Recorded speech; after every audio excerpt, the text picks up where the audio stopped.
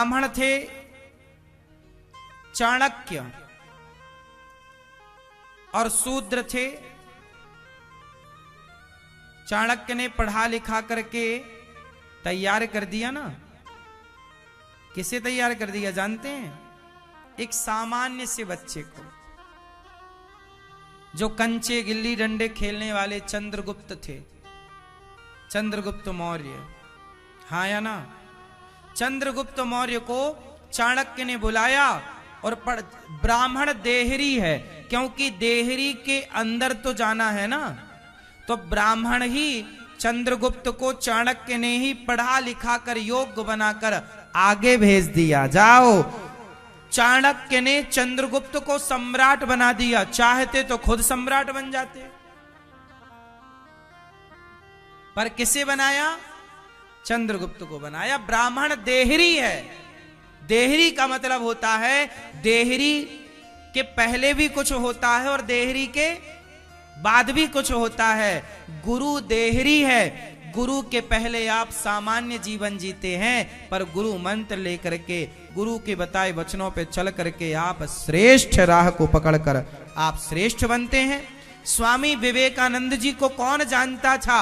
जब रामकृष्ण परमहंस जैसे गुरु मिल गए तो स्वामी विवेकानंद जी की ख्याति उनसे ज्यादा हो गई। तो गुरु ने क्या किया? आगे बढ़ा दिया। देहरी को आप प्रणाम करके आगे जाओ। तो ब्राह्मण वो देहरी है, गुरु वो देहरी है जिसको प्रणाम करके, जिसके मार्ग से आपको आगे बढ़ना है। हाँ या ना? देहरी मिल गई तो मंजिल मिल गई लगभग, बस एक कदम आगे बढ़ाना। ऐसे गुरु मिल गए, ब्राह्मण मिल गए। ब्राह्मण गुरुओं के संत में भगवान कृष्ण सुदामा के पांव धोए कि नहीं? उत्तर दो। ब्राह्मण थे सुदामा। भगवान कृष्ण ने भगवान होकर सुदामा के चरण धोए ना। क्यों धोए? क्योंकि ब्राह्मणों के चरण धोने की, ब्राह्मणों के चरण धोकर सम्मान करने की परंपरा रही है। अब वो भले नष्ट हो गई तो हम क्या करें कि परंपरा नष्ट हो गई। चरण धोने की परंपरा नष्ट हो गई साहब। पहले फूफा जी आते थे, मौसा जी आते थे, तो लोग, बच्चे लोग घर के बड़े बुजुर्गों के पांव धोते थे। क्यों जी? आप लोगों ने ये परंपराएं देखी हैं या नहीं? हमने तो देखी क्या? हमारे घर में फूफा जी आ जाए हम खुद पांव धोते थे, मौसा जी आ जाए हम खुद पांव धोते थे, जीजा जी आए तो चरण धोते। हमारे यहाँ चरण धोने की परंपरा आज भी है। आज भी घर में मेहमान आते हैं तो घर वाले पहले थाली और लोटा लेकर के आते हैं। थाली भी कांसे वाली, वो वाली कोपर पीतल की है ना, उसमें चरण धोते हैं। ये परंपराएं रही हैं। सुदामा जी के चरण भगवान ने धोए, तो ये परंपरा रही है। अब आज के पढ़े लिखे लोगों को, अरे उनको झुकना अच्छा नहीं, अरे पांव धोना, क्या बात कर रहे हैं हम, इतने पढ़े लिखे इंटेलिजेंट, पांव धोएंगे? लो भैया। इसलिए आजकल के बच्चे अपने माँ बाप के पांव छूते भी नहीं, घुटने छू रहे हैं, और घुटनों में रोग होता है इसलिए सब रोगी हो रहे हैं। चरणों में भगवान का वास होता है, तो चरण कोई छूते, चरण तक कोई पहुंच ही कहां रहा है।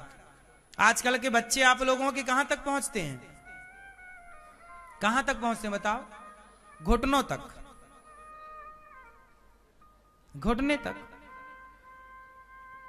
कुछ लोगों के हाथ तो घुटने के ऊपर ही रह जाते है ना। इतने आलसी हैं, मतलब इतनी तेजी से परंपराएं समाप्त हो रही हैं। आदमी झुकना नहीं चाहिए, इतना एटीट्यूड, इतना अभिमान। जी आजकल बेटे को अभिमान में बाप को क्यों पांव छू आता है बाएं हाथ से ऐसे ऐसे ऐसे। अरे मूर्ख, तुझे ये भी नहीं पता कि किस हाथ से पांव छूना चाहिए? पांव छूने की परंपराएं कैसी हैं? आजकल स्त्रियां, कुछ स्त्रियां लेट कर प्रणाम कर लेती हैं, लेट कर। आपको पता है दंडवत प्रणाम नहीं करना चाहिए स्त्रियों को। स्त्रियों को लेटना नहीं चाहिए, पट लेट जाती हैं भगवान की तरफ मुंह करके। नहीं, स्त्रियों को पेट के बल लेटकर भगवान को प्रणाम नहीं करना चाहिए। ये दंडवत प्रणाम केवल पुरुष कर सकते हैं। पुरुष भी दंडवत प्रणाम करते समय कमर का हिस्सा ऊंचा करके रखें, हाथ बिल्कुल जमीन पर। स्त्रियां कैसे प्रणाम करें? घुटना जमीन में रखो, माथा जमीन में रखो और हाथ सीधे भगवान की तरफ आगे, ऐसे। कैसे? ऐसे। दंडवत भी लेटो तो हाथ जोड़ते हुए हाथ सीधे लेट जाओ। पुरुष लोग दंडवत करें और स्त्रियां मस्तक को जमीन में रखें। लेकिन अब बहुत सारी कुछ स्त्रियां होती हैं जो लेट के प्रणाम करती, उन्हें पता नहीं है। अच्छा, पता नहीं है, क्यों पता नहीं है? परंपराएं ये सब बताने की बातें नहीं थी, सब पता था। माँ बाप सब कुछ सिखा देते थे बचपन में। आजकल माताएं सिखा क्या रही हैं? तुम क्या सिखा रही हो अपनी बेटियों को और बेटों को? कुछ भी प्रणाम करना तक नहीं सिखाया, धिक्कार है। फिर ना तो बोलना सिखा पाए कि बेटा बड़ों से कैसे तमीज से बात करनी चाहिए, बड़ों का कैसा आदर करना चाहिए, किस तरह अपने से बड़ों का हम पढ़ लिख करके अभिमानी हो गए, ये हमारी शिक्षा नहीं। विद्या ददाति विनयम, विद्या हमें क्या देती है? नम्र बनाती है। नम्रता आपके अंदर नहीं आई तो आपका पढ़ना बेकार है ना मेरी माँ। बच्चों को नम्र बनाओ, शिष्टाचार सिखाओ, संस्कारवान बनाओ।